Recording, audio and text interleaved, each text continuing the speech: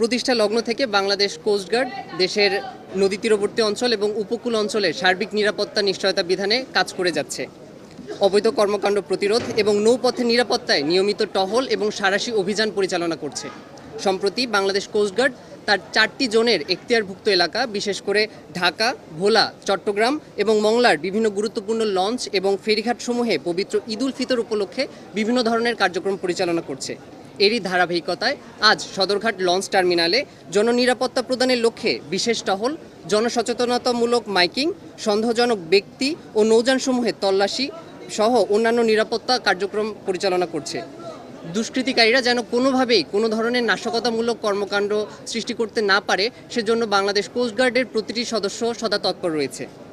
দেশের আইন শৃঙ্খলা পরিস্থিতি স্থিতিশীল রাখতে এবং ঈদ উল ফিতর পরবর্তী যাত্রী সাধারণের নৌযাত্রা নিরাপদ রাখতে বাংলাদেশ কোস্টগার্ড 24 ঘন্টা নৌটহল জারি রেখেছে, যার মাধ্যমে বাংলাদেশ কোস্টগার্ডের আওতাধীন উপকূলীয় এবং নদী তীরবর্তী অঞ্চলের আইন শৃঙ্খলা পরিস্থিতি পূর্বের তুলনায় অনেকাংশে উন্নত হয়েছে।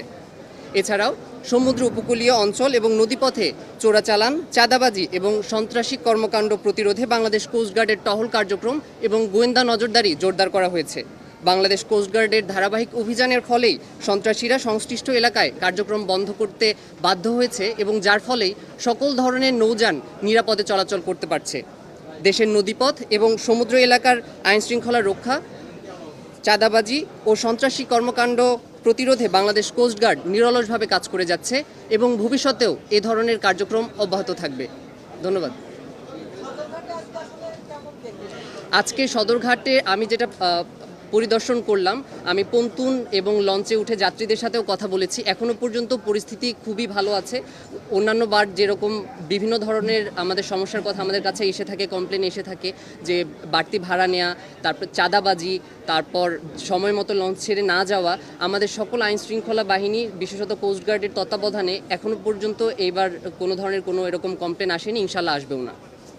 এই যে দেখা যায় যে বাল্কের ধাক্কায় অনেক সময় নৌপথে এই ঝামেলাগুলো তৈরি হয়, অবৈধভাবে যারা বাল্কেরগুলো চালায়। আপনারা হয়তো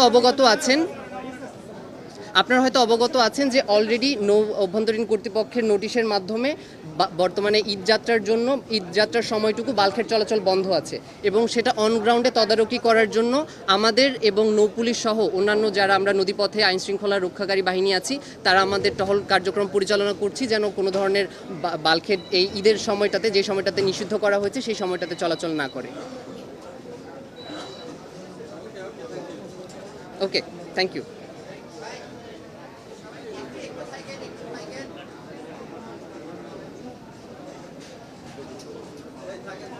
ভাই দ্রুত করেন।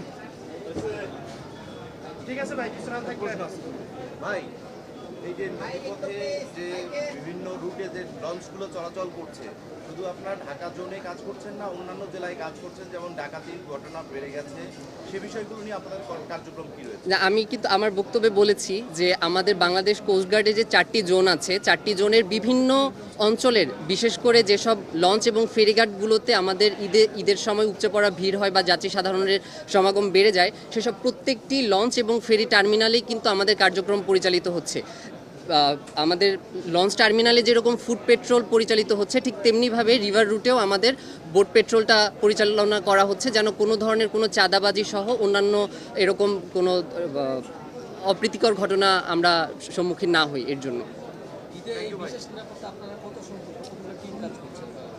কতগুলো টিম আমাদের বর্তমানে আমাদের কোস্টগার্ডের যারা আমরা নিয়োজিত আছি, আমরা তো মেইনলি নদী তীরবর্তী এবং উপকূল ভিত্তিক কাজ করি।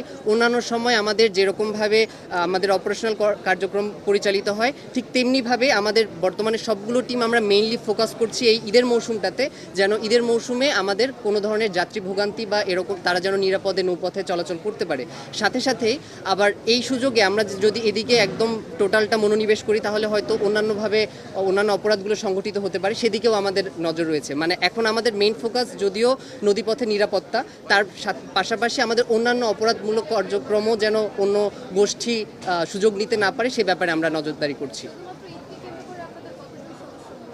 কতজন সদস্য আমি বললাম তো, আমাদের বাংলাদেশ কোস্টগার্ডের যতজন সদস্য আমরা আছি, যারা স্পেশালি ঢাকা অঞ্চল, ঢাকা, চট্টগ্রাম, মংলা এসব অঞ্চলগুলোতে আমরা কর্মরত আছি, তারা সবাই আমরা বর্তমানে এই লঞ্চ এবং নৌপথের যাতায়াতের ব্যাপারে গুরুত্ব আরোপ করছি।